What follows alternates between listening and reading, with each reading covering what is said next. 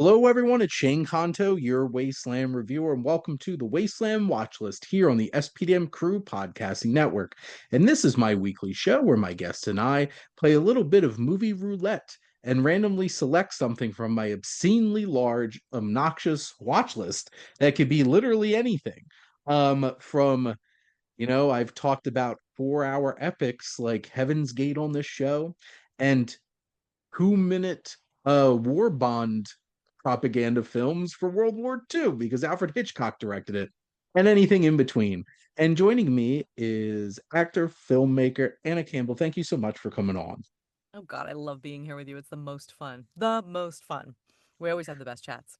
Yes, and I appreciate you coming on to talk about what a wild film we're about to dive into.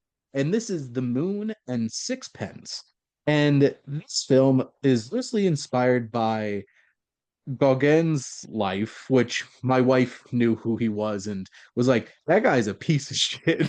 And I'm like, and then as it turns out, so is the story of Charles Strickland. So, Yeah. a middle-aged stockbroker who abandons his middle-class life, his family, and his duties to start painting, as he has always wanted to do. He is from then on an awful human being, wholly devoted to his ideal, beauty. I do have a little bit of background here. So this was released October 27th, 1942, clocking in around 89 minutes, directed by Albert Lewin, starring George Sanders, which that was one of the things that grabbed my attention because, anytime we got your Khan Mm-hmm. popping up in something. Herbert Marshall and Doris Dudley. This is based on the 1919 novel by W. Somerset uh Mom. Yeah. Mong, Mom. and Yeah. this is a box office of $1.2 million. Is This that a actually lot? made. Does that mean a lot back then? I don't actually know what that means I today. think making a couple $1 million in the 40s was good because I Significant. feel like Yeah. most films budgets, unless it was like an obscenely massive film, were in the Mm. couple 100,000. Yeah. Um, it's been so funny because I've been doing so many Hitchcock episodes for my other show, and it's like the budget was £50,000. I'm like, well, I guess I would have to convert that, I guess. This was indeed nominated for an Academy Award for Best Music Scoring of a Dramatic or Comedy Picture. Mm-hmm. Did they have Sure. one separate for musicals then? Because I'm like, usually it's dramatic or comedy, and I'm like, this had both of them. I don't know. That's interesting. Um, there was a second version to avoid issues of Polynesian English marriages because that was a no-no. Because that was the problem with That was this the marriage, problem. not that he married like a 14-year-old. Well, and let's be clear, not only does he marry we're kind of jumping straight to the end there, but also the character is still Polynesian. The character is still a Yep. Tahitian woman. She's just played by a white woman. And it's like, oh, you didn't solve by any modern standards, you did not solve your problem. But yeah, maybe the least of our problems. Maybe, Yep. I don't know. Yeah. Now, Marshall later played the author of the book that this is based off of in the film The Razor's Edge. So that's an interesting little Oh, I layer of didn't trivia know there. that. Oh, fun.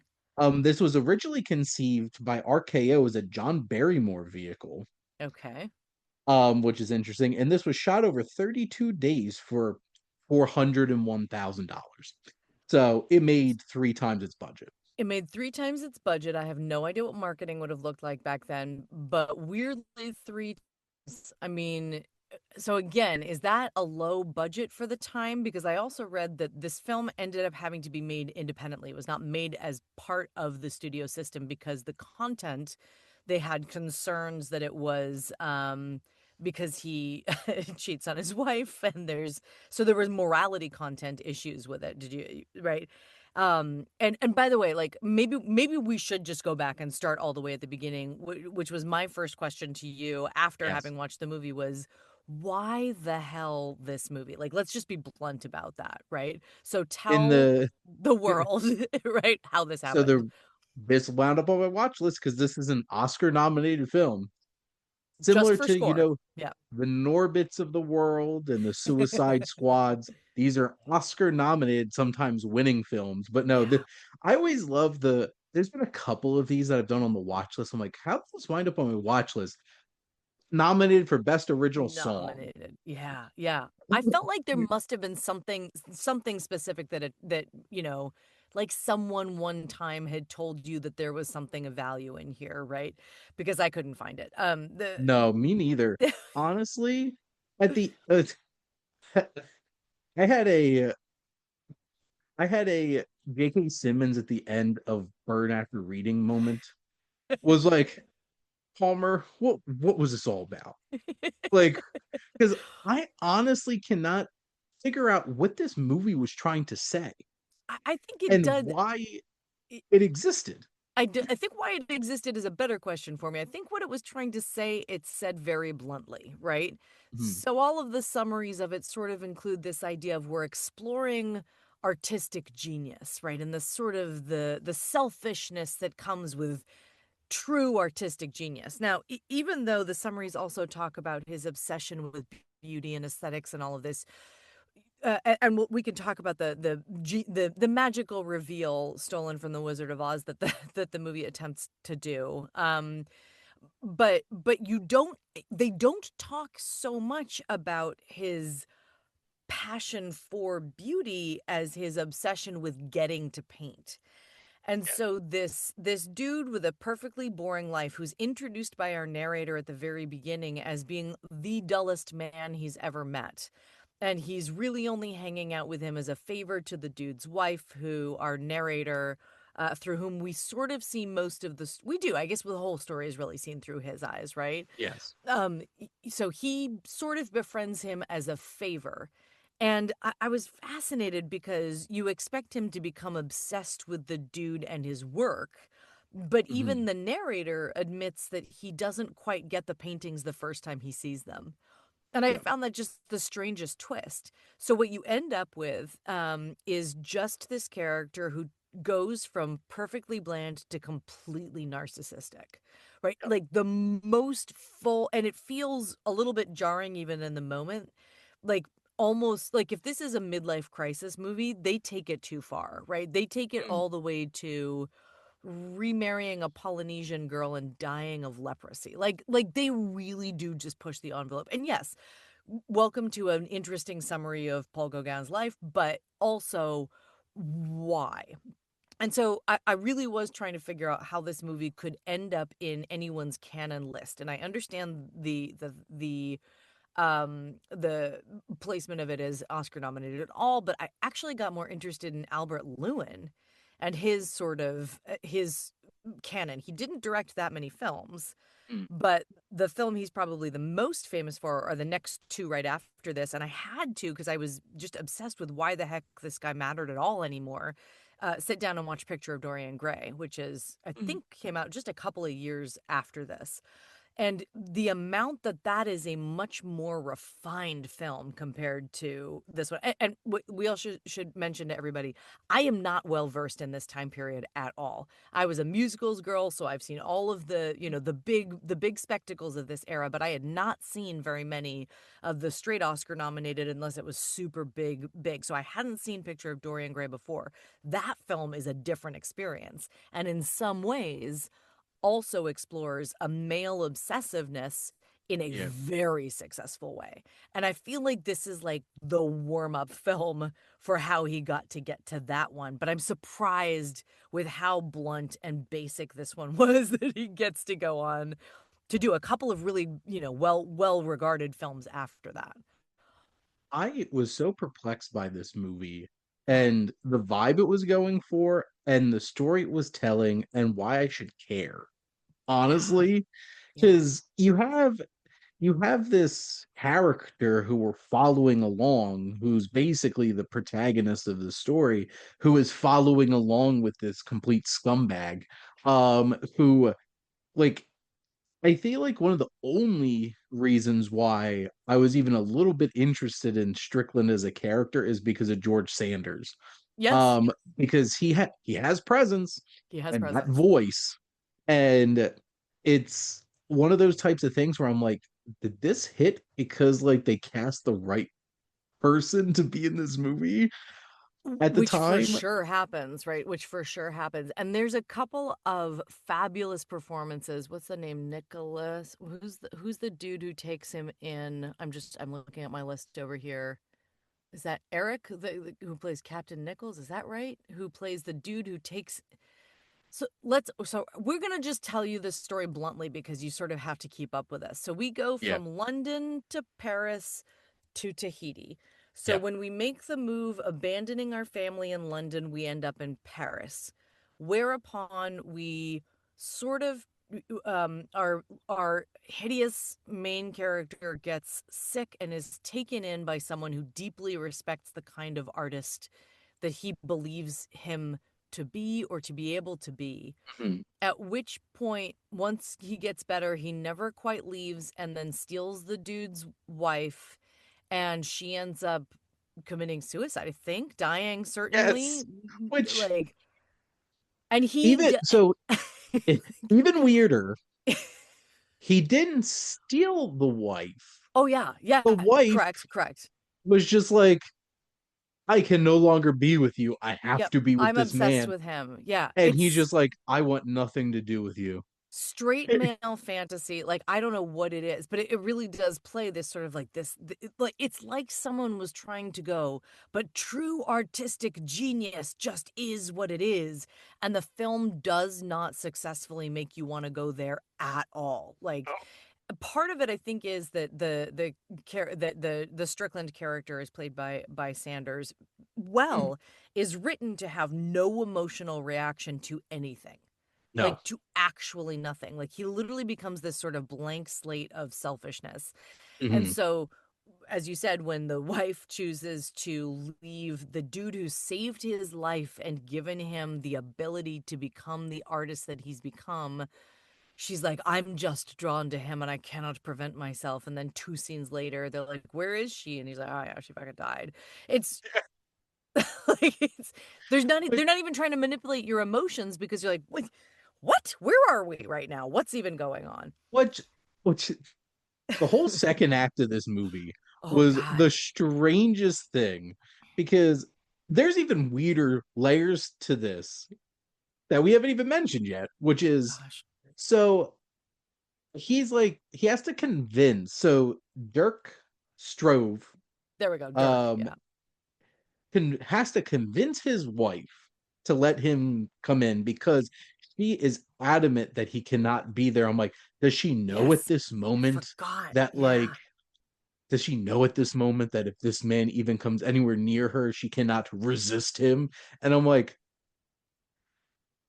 did did Hogan write Where this? did that Like yeah, where secretly did that write come this? from? Like, It's like yeah. this feels like how this film plays out feels like a film based off of the most egocentric autobiography ever. Because Yes. this whole entire film, like women are throwing themselves at Strickland without him even caring.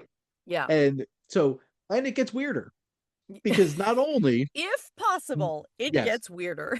not only does she like, no, I'm leaving with him. Dirk's like, no, you both stay.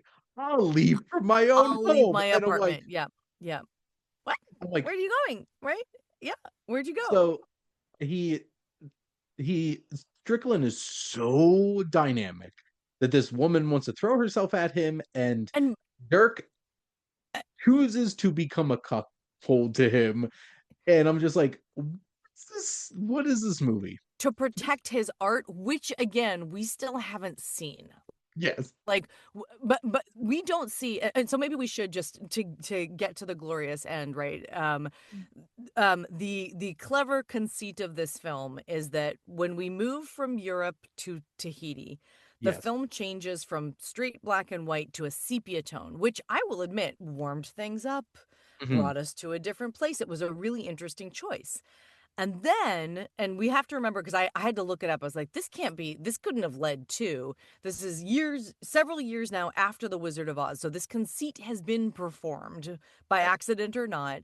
And then at the very bitter end, all of a sudden, we pop into color just to see the paintings. And I read also that that Gauguin, they had originally just used reproductions of Paul Gauguin's Mhm. work, and that I hope it's Paul. I'm saying Paul Gauguin like I'm sure that I know it's Gauguin, but I can't remember. Is it Paul Gauguin? The I, dude, the painter yes, Gauguin. Yeah, yes. okay, great. I was like, that feels right in my face, but I'm not actually positive. Right. So, and they couldn't use them. So they had to do these sort of like super okay reproductions that are kind of vaguely along a similar line of, but Mhm. then you're already not dealing with artistic genius, period, end of story. Yeah. And right. And you're not. Right. So they pop into color, and the doctor, not even our narrator, but random doctor dude walks through, at which point and he's dead on the floor because he's died of leprosy, right? And the 14-year-old wife, who's probably now 16 at this point, Yep. um lights the whole building on fire, sending up all of the artistic genius in flames, which we know is not what happened with Gauguin's work, I'm pretty sure, because we have Then we would examples of never have those. seen it. Correct, So, exactly, right. So, and maybe that is I don't actually know the end of Gauguin's life, but it's so over the top and it's so on the nose, and she's like sobbing, prostrating herself on the floor in front of it, and she's like, I promised him I would do it. And it's like, okay, what's the point, right? If we're here to worship artistic genius and yet no one else gets to appreciate it, then we're just living in man narcissism land. And I think that that's the best way to put it. It's just popping into my head. I'm in the middle of reading Werner Herzog's book, or rather he's reading it to me, because this was one of mhm. the few books that I was like, okay, if the author of this biography in his nonsense German accent is going to read it to me, I probably should listen to it like that. And the ego match is the same. But I Yeah. know like, absolutely, like, this man has no, either has no sense of how he comes across, or is just so pleased with himself he's going to go ahead and do it anyway. It's astonishing. But we know that man's genius.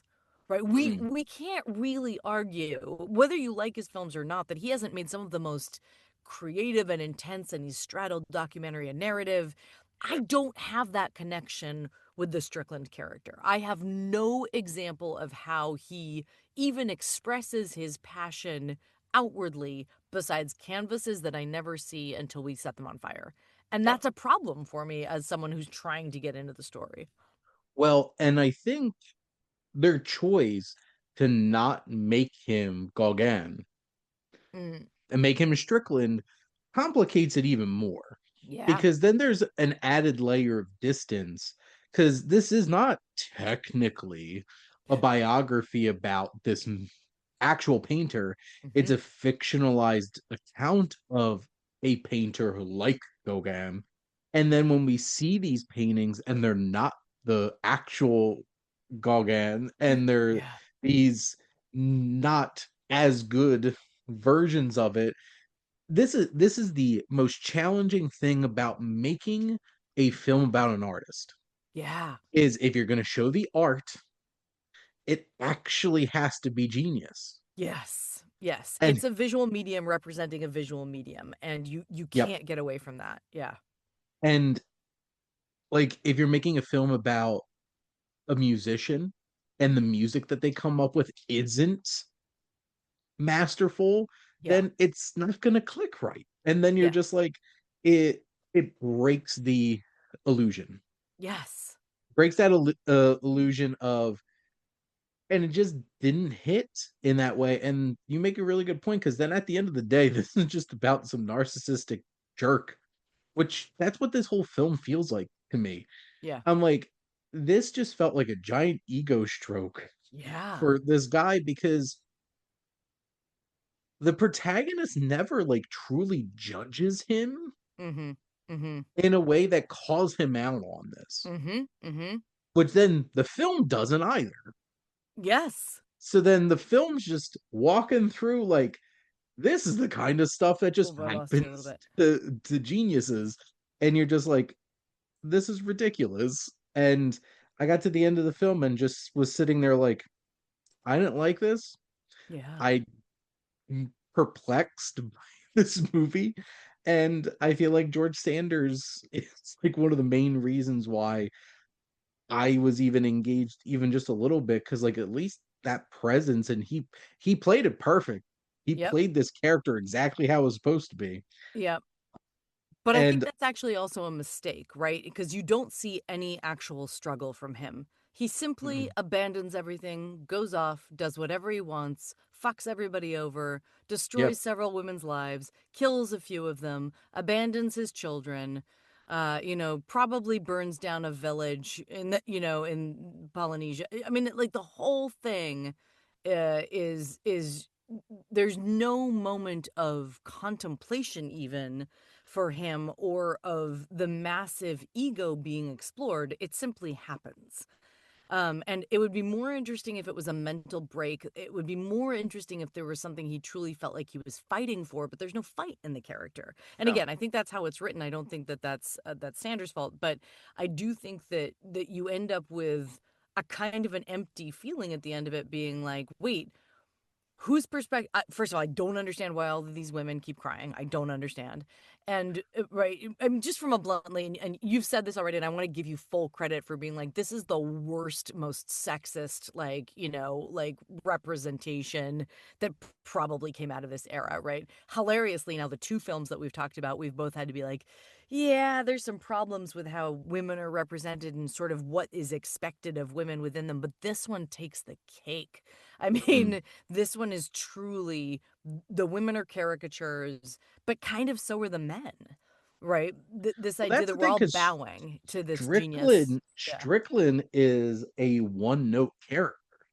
It's Yes. just he just has this completely aloofness Yes. and ego, and that's it. Yes. Yes. And the protagonist character is a nothing character too. He's just an observer. To And the then point where he's not even there at the end. yeah, He's not even there. He's talking about what he heard happened. It's yep. insane. Like, And then every other character along the way has like a trait that defines them, and that's about it. yeah. And one film that I use as a benchmark because there are great films that are about terrible people. Yes. Yes. I always use There Will Be Blood, which is a film that I absolutely love, is one of my favorite films. That is how you make a film about somebody who is a complete bastard. Lots of And terrible people, actually. Lots of terrible yes, people in that film. but the film Daniel Plainview has moments where he's forced to reckon with his actions. He has other people call him out on his actions, and he, reacts accordingly in his twisted mind. Um, so like Totally. totally, this movie had none of that. It's Daniel just Plainview is fighting for power, and he's fighting for maybe the ability to do whatever he wants, and he's fighting yeah, for the money that he didn't have, and he's mhm, fighting other people to keep control over that little piece of land that he grabbed. So there's stakes. There's yeah. intense stakes of, right, who's literally gonna, suck with our milkshake straw. Best scene ever. I mean, just it's Yeah. great. Right. This has none of that tension. This entire film lacks that that need and that drive. And if you're talking about any version of passion without representing passion itself, I get confused, right? What's you made such a important and like hit the nail on the head point of there is no tension in this movie. No You tension. you can't make a movie without some kind of conflict and tension because then otherwise it's just what is it? This Yeah, movie just goes through the motions of people just letting things happen.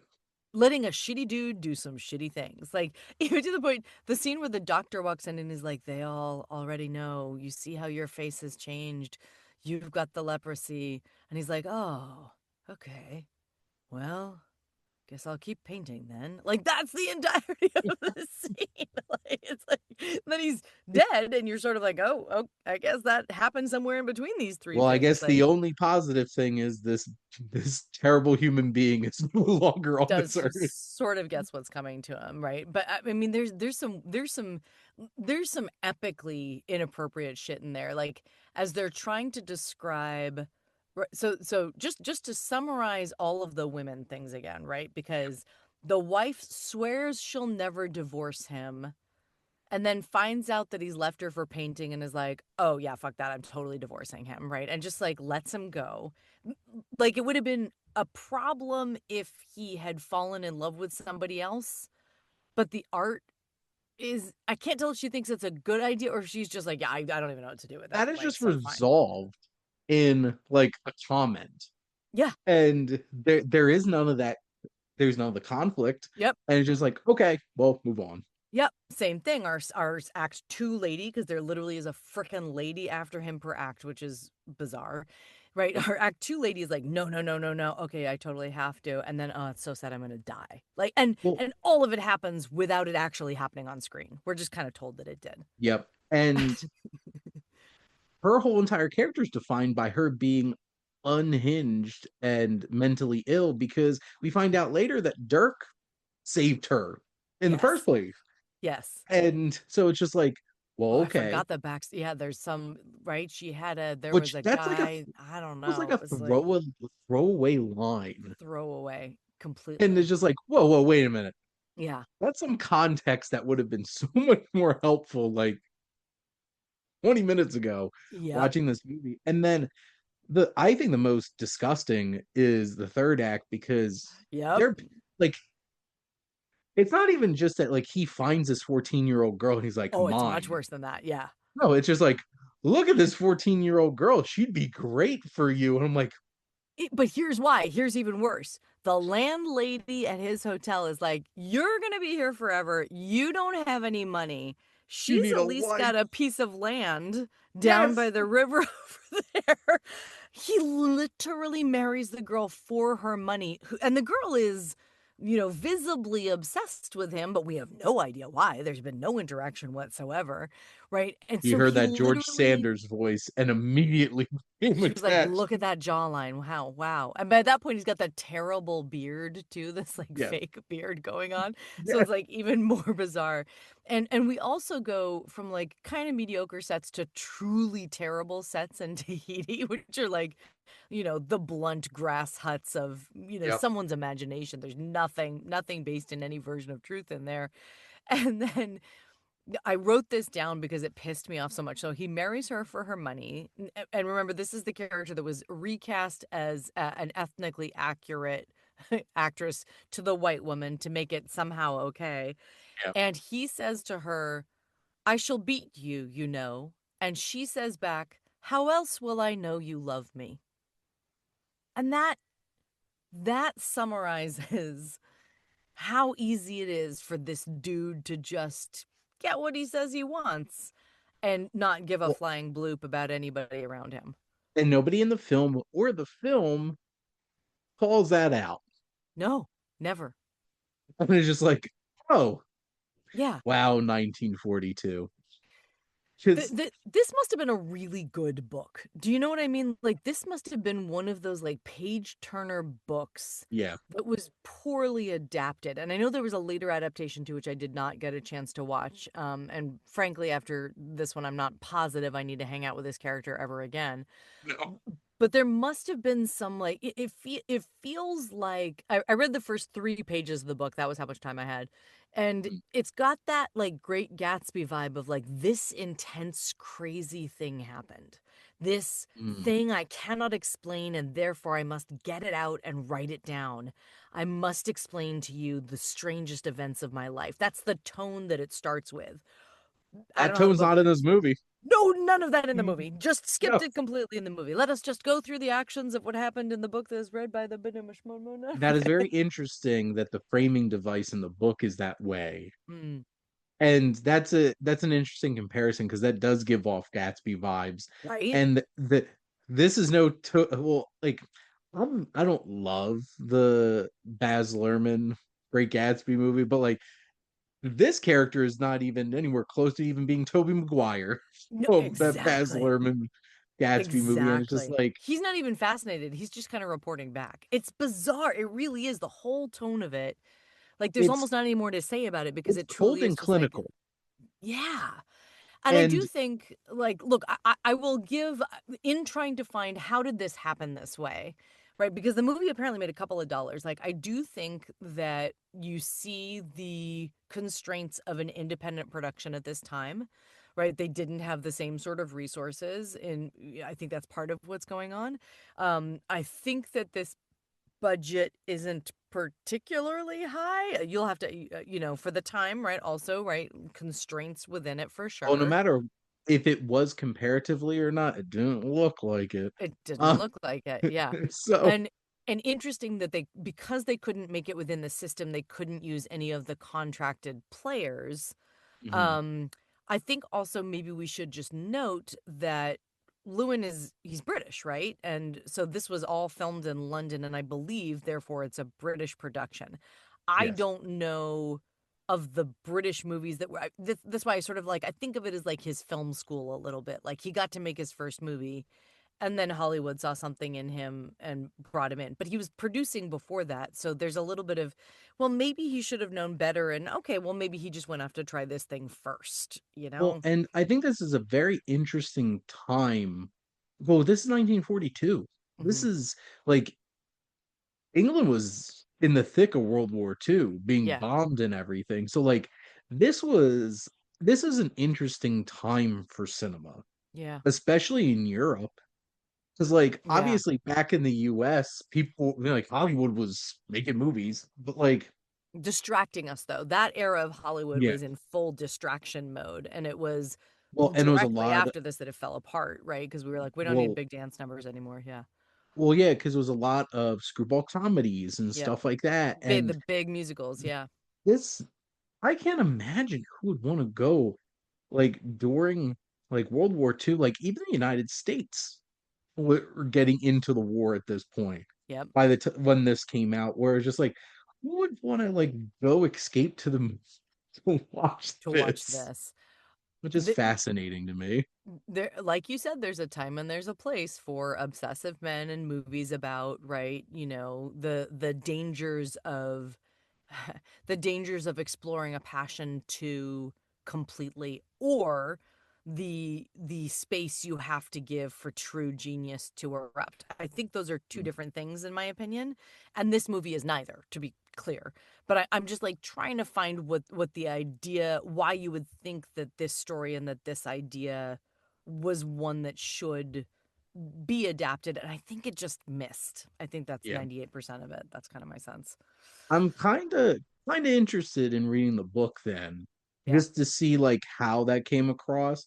But no, this fell flat, real Yeah. flat. Yeah. And yeah, well, Somerset Maugham is way more famous for Razor's Edge, but this book was a popular novella at the time, basically yeah. from everything I read. So, it makes sense that you want to do an adaptation of it, and if you've got the rights, you might as well just like hurry and get it done. Well, this We is know a how that looks. to be fair, outside looking in, this is a crazy story. Yes. Yes. But how this was executed did not do it any favors or make it interesting at all. But Yes. Yes. Anna, thank you so much for coming on and talking about this movie with Always me. a pleasure. I will watch crappy movies with you all day long if we get to hang out and talk about them enthusiastically Awesome. anytime. We'll certainly be having you back on for sure. But thank all of you for listening. Make sure to like, comment, and share this episode. What's your favorite biography about an artist that came to the screen? And it's probably not this one, but I'd be interested to hear what some of yours are. And make sure to follow or subscribe wherever you listen to your podcast. The SPDM Crew Podcasting Network is ever expanding. We have so many great shows with all different types of interests, especially if you love movies. We certainly have a lot of podcasts about movies. And if you want to join the crew as a guest on a show like the Wasteland Watchlist or Flicks and Chill or any of our other podcasts, or if you have an idea for your own and you want a place to start, make sure to reach out to us on our website. And if you like our logo, check out High Flyer Creative for all your digital marketing needs. But most importantly, thank you as always for tuning in and supporting the Wasteland Watch List here on the SPDM Crew Podcasting Network.